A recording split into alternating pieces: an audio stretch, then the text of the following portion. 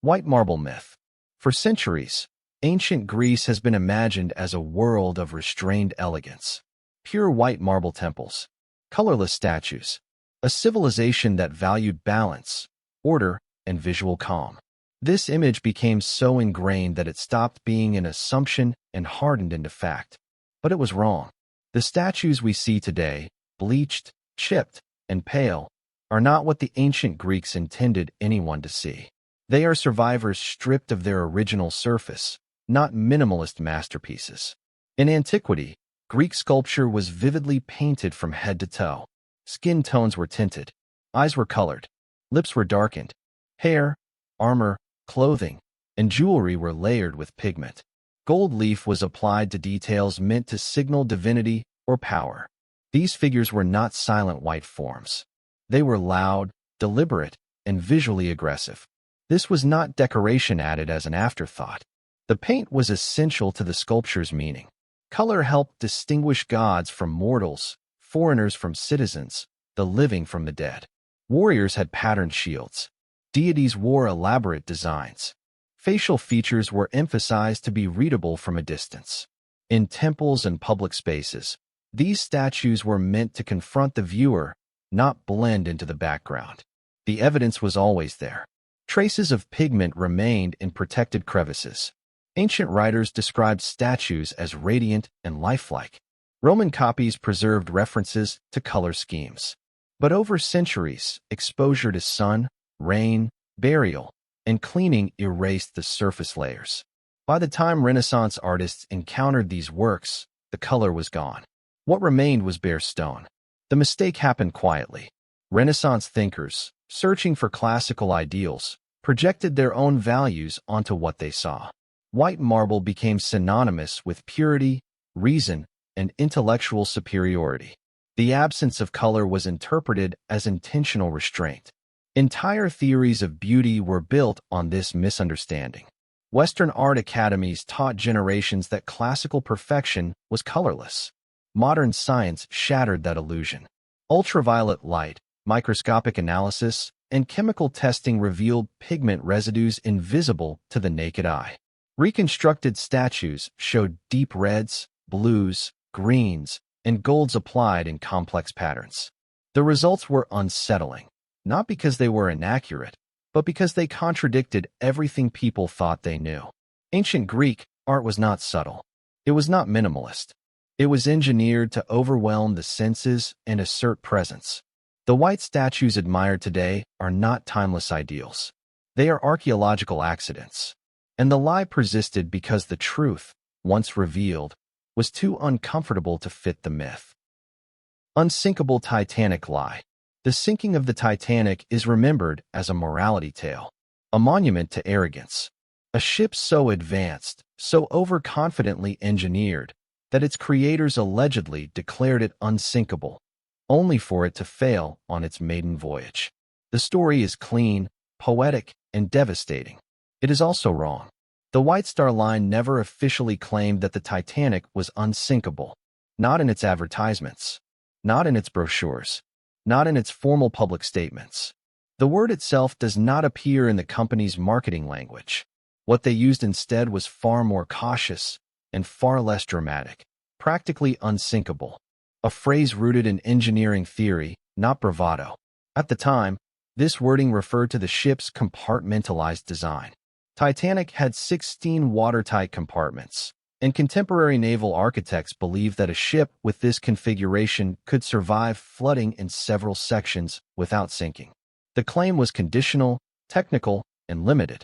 It was never meant to suggest invincibility. It was the early 20th century equivalent of saying a structure met the highest known safety standards, not that failure was impossible.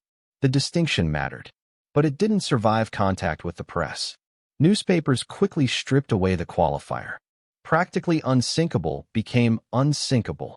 The shorter word was cleaner, sharper, better for headlines. Once the ship went down, the myth hardened instantly. The idea that its builders had defied nature and paid the price was irresistible. The story spread faster than corrections ever could. This narrative was reinforced after the disaster. Survivors recalled hearing crew members reassure passengers that the ship could not sink. These statements, often made in moments of confusion or panic, were later treated as official doctrine. But they were not corporate claims. They were improvised reassurances, repeated and amplified in hindsight. Even the ship's designers were more careful than history remembers. Thomas Andrews, Titanic's chief naval architect, never claimed the vessel was unsinkable. In fact, he acknowledged design limits and understood that sufficient damage could overwhelm any ship. The technology was advanced, but not magical. Over time, the myth became symbolic. It served a cultural need. It transformed a complex engineering failure into a simple lesson about pride. The truth was messier, less satisfying, and harder to remember. So it was ignored. The Titanic did not sink because its makers believed it could never fail. It sank because early safety assumptions proved insufficient in an extreme scenario.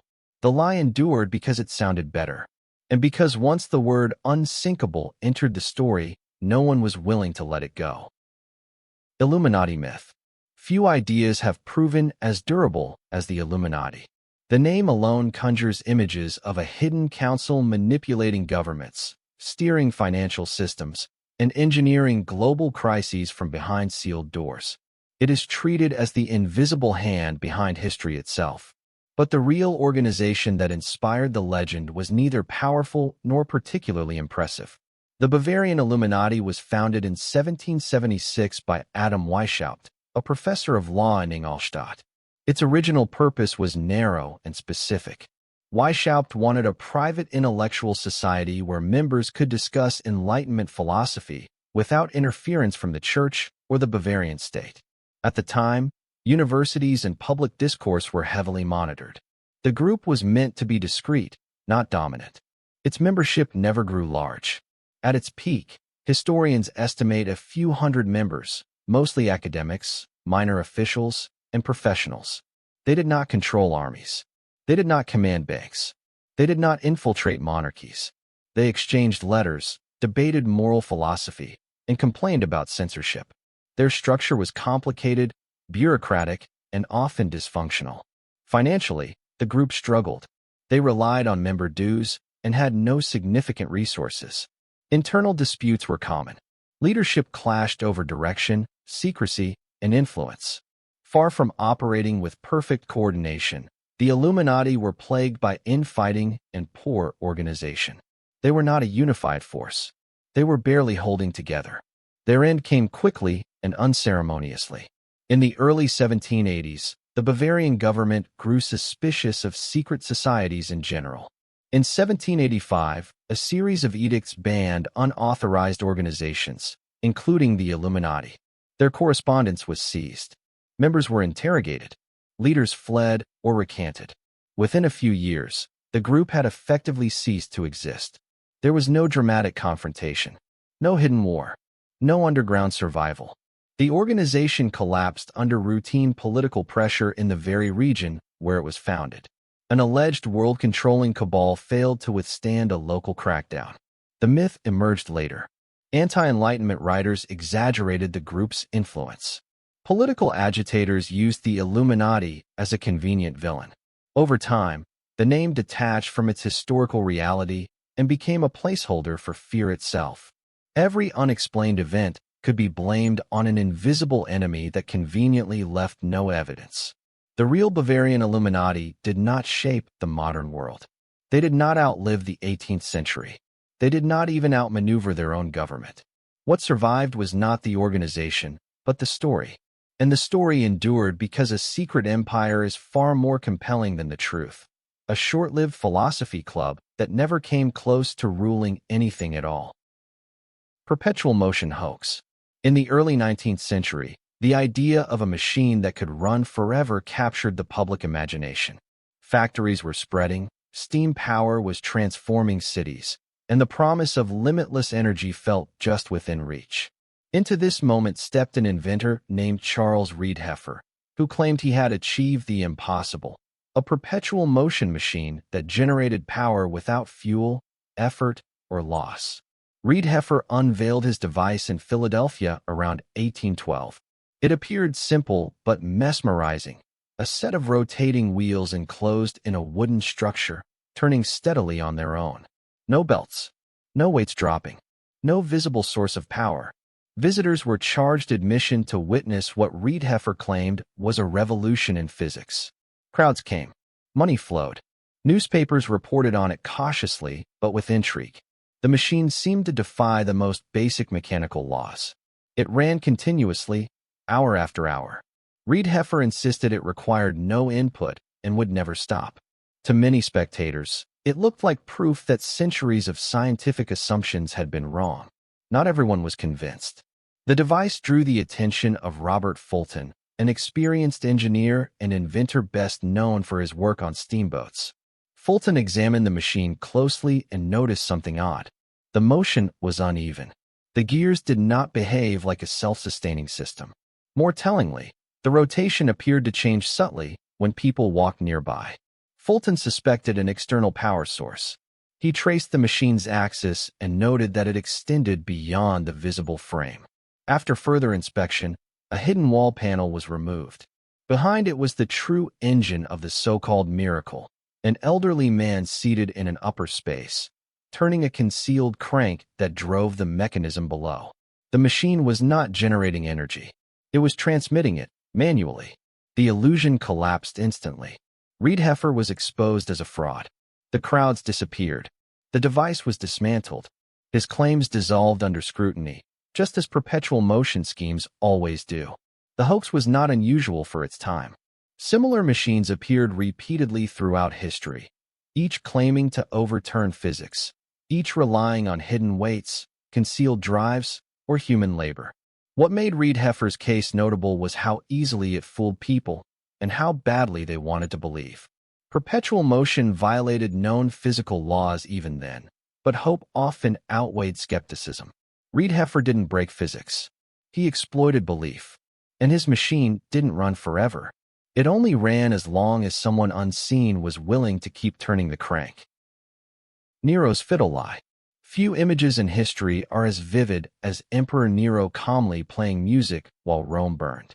It is a portrait of cruelty so perfect it feels inevitable. A ruler serenading himself as his city collapsed. But the scene, repeated for nearly 2,000 years, could not have happened the way it is remembered.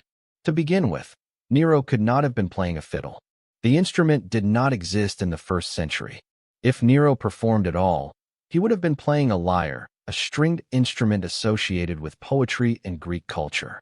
The familiar image of a violin-like fiddle is a medieval invention projected backward onto ancient Rome. The detail alone should raise suspicion. More importantly, the timeline does not support the story. According to the Roman historian Tacitus, one of the most careful chroniclers of the era, Nero was not in Rome when the Great Fire began in July of 64 CE. He was approximately 35 miles away at his estate in Antium. When news reached him, Tacitus records that Nero returned to the city as quickly as possible. Once back in Rome, Nero did not isolate himself. Ancient sources describe him opening public buildings to shelter the homeless, organizing food supplies, and using his own funds to stabilize grain prices. These actions do not fit the image of an emperor indifferent to mass suffering. They fit the behavior of a ruler attempting damage control during a crisis that threatened his legitimacy. So where did the story come from? Much of Nero's reputation was shaped after his death, during a period when the Senate and later historians had strong incentives to portray him as a monster. Nero had alienated powerful elites, challenged senatorial authority, and embraced popular support over aristocratic approval. After his fall, hostile accounts flourished. Stories that emphasized moral decay and theatrical cruelty were politically useful. Later writers, including Suetonius and Cassius Dio, repeated rumors that Nero sang about the destruction of Troy while Rome burned. These accounts were written decades later and relied heavily on hearsay. Even Tacitus, who mentions the rumor, clearly distances himself from its certainty. The image endured because it was simple and symbolic. A decadent tyrant ignoring disaster made for a perfect lesson about power unchecked. Accuracy was irrelevant. Nero was many things, and ancient sources do not absolve him of cruelty or excess. But the famous image of him fiddling while Rome burned is not history. It is propaganda that outlived the politics that created it. And centuries later, it still plays, long after the fire went out. Spanish Inquisition Lie. The Spanish Inquisition occupies a unique place in historical memory.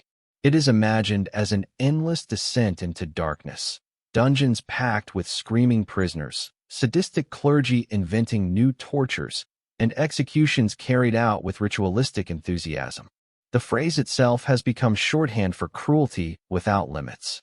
But this reputation, while not undeserved, was carefully inflated. The Spanish Inquisition was established in 1478 under Ferdinand and Isabella, primarily to enforce religious conformity among converted Jews and Muslims. It was an instrument of state power as much as church authority. Its purpose was control, not chaos. And control, by necessity, meant bureaucracy. Contrary to popular belief, the Inquisition did not operate as a lawless terror machine. It followed formal legal procedures. Accusations were documented. Testimony was recorded. Verdicts required review. Trials could last months or even years. This slow, methodical pace frustrated victims, but it also limited arbitrary violence. Torture did exist. That fact is not disputed. But it was regulated in ways that surprised modern audiences. Sessions were limited in duration, often cited as no more than 15 minutes at a time.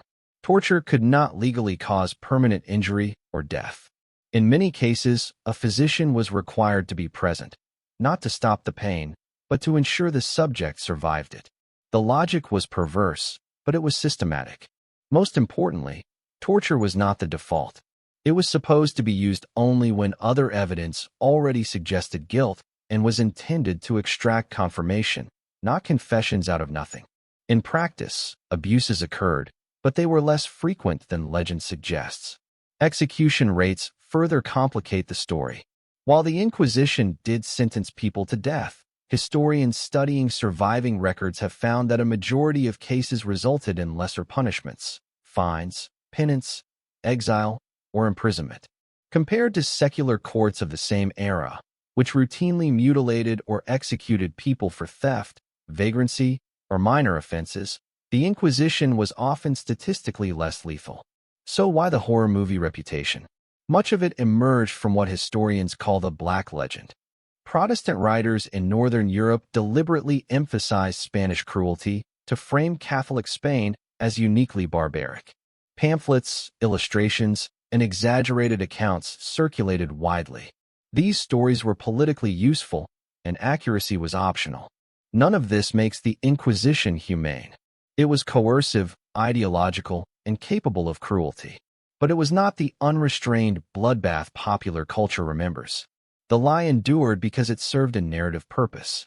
A monstrous enemy is easier to remember than a filing cabinet full of trial records. And over time, the paperwork disappeared, leaving only the screams people expected to hear. Trojan Horse Lie. Few stories from antiquity are as universally recognized as the tale of the Trojan horse. We picture a massive wooden horse standing at the gates of Troy, the city's defenders celebrating a supposed offering from the Greeks, only to discover hidden warriors emerging under cover of night to open the city for conquest. It is a tale of cunning, stupidity, and triumph, repeated endlessly in literature, film, and popular imagination. But the historical reality is far less cinematic. Modern historians and archaeologists argue that the famous wooden horse likely never existed in the literal sense.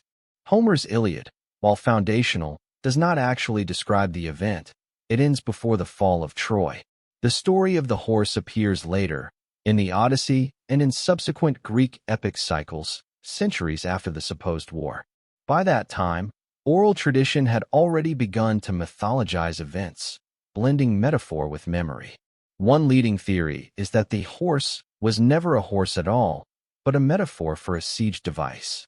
Ancient armies used large, wheeled battering rams, often covered in wet hides to protect against flaming arrows.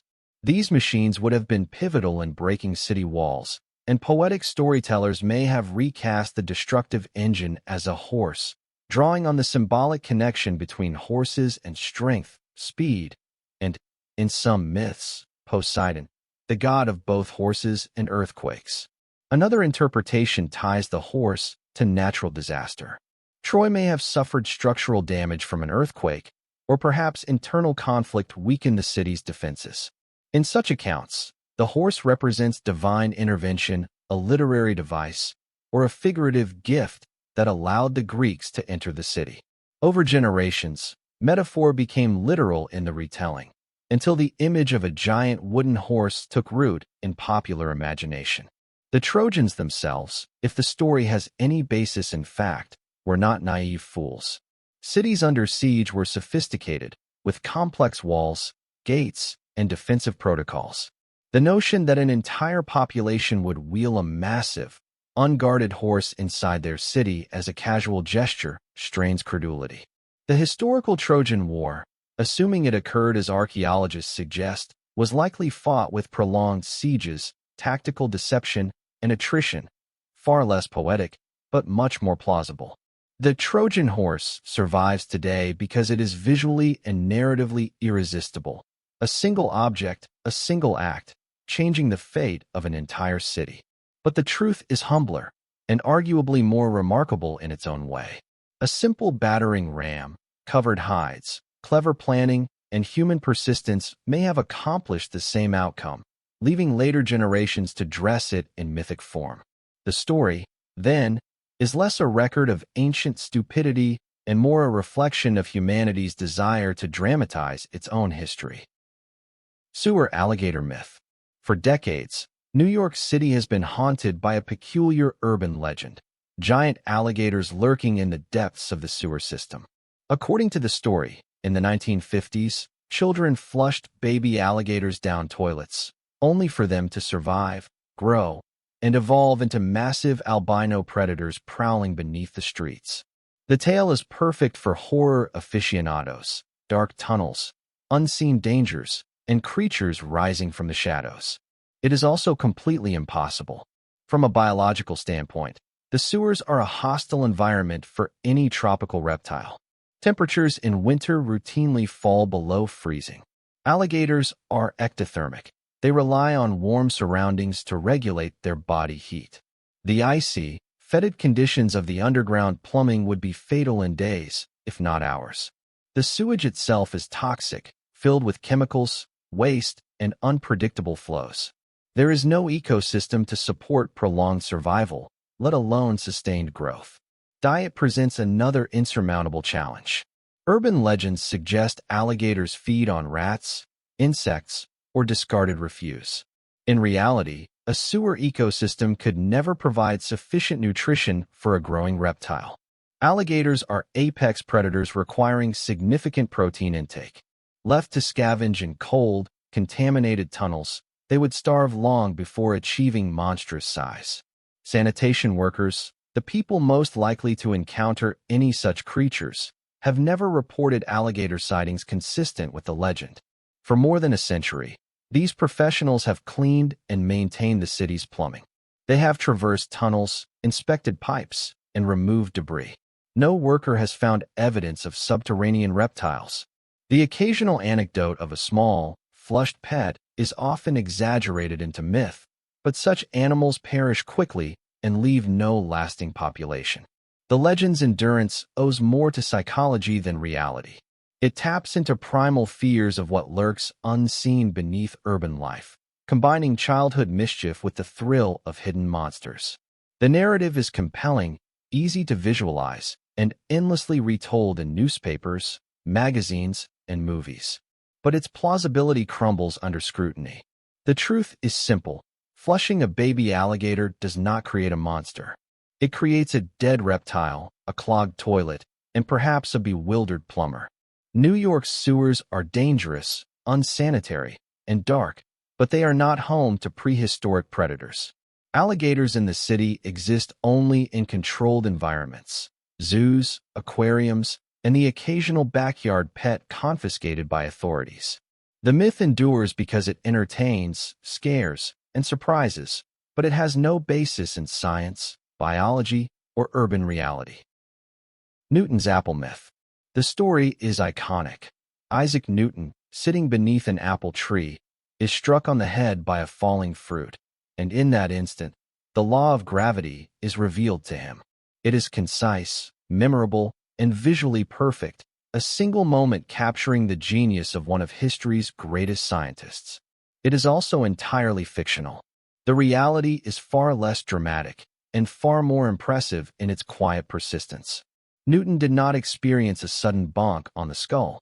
Accounts from his contemporaries and early biographers indicate that he saw an apple fall while observing nature, possibly from a window, and began pondering why objects always fall toward the ground rather than sideways or upward. That simple observation sparked a train of thought, not an instantaneous eureka. Newton's breakthrough was cumulative. He combined careful observation, experimental measurements, and years of mathematical development to formulate his theory of universal gravitation. Calculating the precise relationships between force, mass, and distance required decades of patient work. The apple was not a physical catalyst. It was a mental prompt, a seed for a long, methodical intellectual process. The story of the apple striking his head emerged much later, popularized by biographers who wanted a vivid anecdote. It simplified decades of thought into a single, easily digestible image. The narrative transformed Newton's painstaking labor into a comic book moment, a solitary genius stunned by an accidental fruit. This myth persists because humans prefer stories of sudden brilliance to stories of incremental effort. It is easier to remember, more entertaining, and emotionally satisfying. We are drawn to lightning-like genius, not the slow grind of notebooks, calculations, and repeated proofs. The idea that insight could strike like a hammer resonates with a culture obsessed with dramatic invention, instant solutions, and sudden inspiration. Yet the truth, though quieter, is no less remarkable. Newton's accomplishments arose from discipline, observation, and the patient application of mathematics. His work reshaped humanity's understanding of the universe, not because of a momentary apple collision, but because of decades of rigorous thought. The head-bonking apple endures as a symbol, not as history. It is a lie we continue to believe because it is more appealing than the real story, a story of steady, deliberate genius rather than a single, fortuitous strike. Pharaoh's Curse Lie. In 1922, the discovery of King Tutankhamun's tomb captured the world's imagination. Newspapers screamed about a curse of the pharaohs, warning that anyone who entered the sealed tomb would face instant death. The story was irresistible: gold, mystery, and the supernatural all rolled into one. Hysteria peaked when Lord Carnarvon, the expedition's wealthy backer, died a few months later, fueling claims that ancient magic had struck. It was the perfect blend of tragedy and spectacle. The reality, however, is far less dramatic. Careful records of the tomb's opening reveal that of the 58 people present at the discovery, only 8 died within the following 12 years. That amounts to roughly 14%, a mortality rate far below what would be expected in ordinary life during that period. Most of the deaths were due to ordinary causes, from illnesses to accidents. Howard Carter, the archaeologist who led the excavation and physically opened the tomb, lived another 17 years, passing away at age 64 from natural causes. No curse claimed him. No ancient spell leapt from the sarcophagus. The curse narrative was not generated by archaeologists or ancient texts. It was a creation of the media. Newspapers at the time knew that tales of supernatural vengeance sold copies. Stories were sensationalized, embellished, and repeated without verification. Writers played to a public eager for the mystical, ready to believe in ghostly retribution against those who dared disturb the dead. Every minor illness or untimely death among the expedition's circle was interpreted as confirmation of the supposed spell. Scientific analysis supports skepticism. Tombs in Egypt often contain spores, mold, and bacteria that can be harmful if inhaled in large quantities, but these biological hazards explain illness in some cases. natural causes masquerading as supernatural vengeance.